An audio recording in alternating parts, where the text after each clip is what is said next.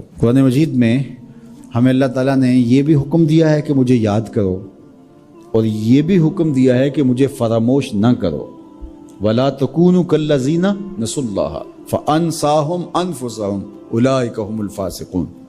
ان لوگوں کی طرح نہ ہو جانا جنہوں نے اللہ کو فراموش کر دیا، اللہ کو بھول گئے۔ جب کوئی خدا کو بھول گیا تو خدا پھر اس کو فراموش کر دیتا ہے، اور اس کی سزا کیا ہے کہ وہ خود فراموشی کا شکار ہو جاتا ہے، وہ اپنے آپ سے بھی آگاہ نہیں رہتا۔ تو ہمیں جو حکم دیا گیا وہ ہے اللہ کو یاد کرنے کا۔ تو یاد کرنے کا ایک مفہوم یہ ہے کہ اللہ جل شانہ کی اطاعت کی جائے، اس کی فرما برداری کی جائے، اس کے احکام پر عمل پیرا ہوا جائے، نہ یہ ہے کہ اس کے احکام کو فراموش کر دیا جائے۔ یقول اللہ تبارک و تعالی، اللہ جل شانہ خود ارشاد فرماتا ہے، یہ حدیث قدسی ہے، فیما یروی عن ربہ، جو حضور اپنے رب سے روایت کرتے ہیں۔ اللہ جل شانہ کیا ارشاد فرماتا ہے، سنیے، انا عند ظن عبدی بی، میرا بندہ میرے بارے جو گمان کرتا ہے میں ایسے ہی معاملہ کرتا ہوں، یعنی بندے کو میرے سے جو گمان ہے تو میں اس کے مطابق معاملت فرماتا ہوں۔ وَأَنَا مَعَهُ إِذَا ذَكَرَنِي، اور جب وہ مجھے یاد کرتا ہے میں اس کے ساتھ ہی ہوتا ہوں۔ جب میرا بندہ مجھے یاد کرتا ہے تو میں اس کے ساتھ ہوتا ہوں۔ فَإِذَا ذَكَرَنِي فِي نَفْسِهِ ذَكَرْتُهُ فِي نَفْسِي، جب وہ مجھے اپنے دل میں یاد کرتا ہے تو میں بھی اسے اکیلے یاد کرتا ہوں۔ کتنی بڑی بات ہے کہ کسی کو رب یاد کرے، اللہ اکبر۔ کہا جب وہ اکیلے مجھے یاد کرتا ہے تو میں بھی اس کو اکیلے یاد کرتا ہوں۔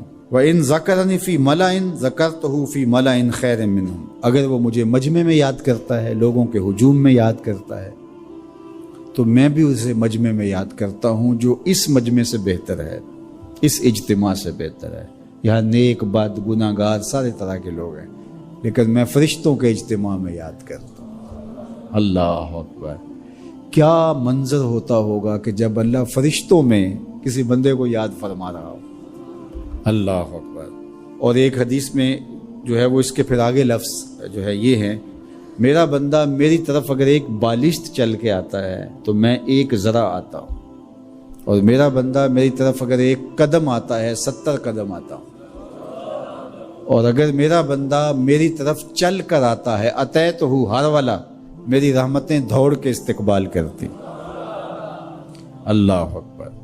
تو کتنی کرم نوازی ہوتی ہے جو اس کو یاد کرتا ہے۔ تو یاد کا چراغ کبھی بھی بجھنا نہیں چاہیے۔ ایک صحابی حضور کی خدمت میں حاضر ہوئے، عربی تھے، دیہات کے رہنے والے تھے۔ انہوں نے حضور کی بارگاہ میں ایک بات عرض کی کہ حضور، اسلام کے حکام تو بہت سارے ہیں، آج بھی اگر آپ دیکھیں تو کتابیں بھری پڑی ہیں۔ پھر حضور ارشاد فرماتے تھے، صحابہ اس کو سنتے تھے، محفوظ کرتے تھے، آگے بیان فرماتے تھے۔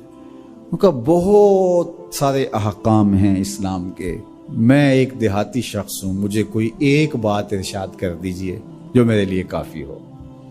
تو آقا کریم نے اس شخص کو ایک بات ارشاد کی، فرمایا کہ ان تموتا ولسانک رطب من ذکر اللہ، تو اس حالت میں فوت ہو کہ تیری زبان اللہ کے ذکر سے تر ہو۔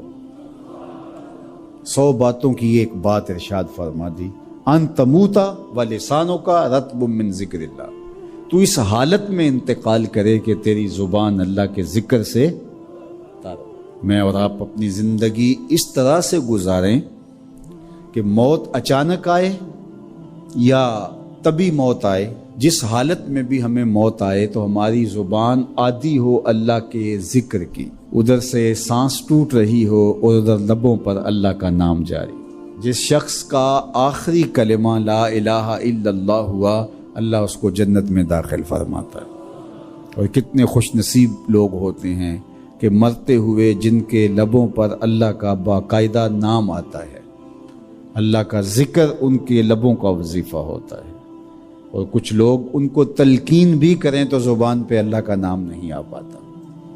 اور ان میں سے ایک وہ شخص جو شراب کا عادی ہے یا کسی بھی نشہ آور چیز کو لیتا ہے، تو ایسے شخص کو مرتے ہوئے کلمہ نصیب نہیں ہوتا۔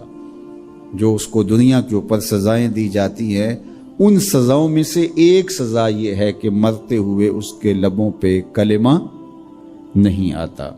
اور علماء نے یہ بھی لکھا ہے کہ جو بے نماز ہے، نماز نہیں پڑھتا، مرتے ہوئے اس کے لبوں پہ بھی کلمہ جاری نہیں ہوتا۔ اللہ اکبر۔ تو ایک جامع بات ارشاد کر دی کہ ان تموتا ولسانوں کا رطب من ذکر اللہ، تو اس حالت میں فوت ہو کہ تیری زبان اللہ کے ذکر سے تر ہو۔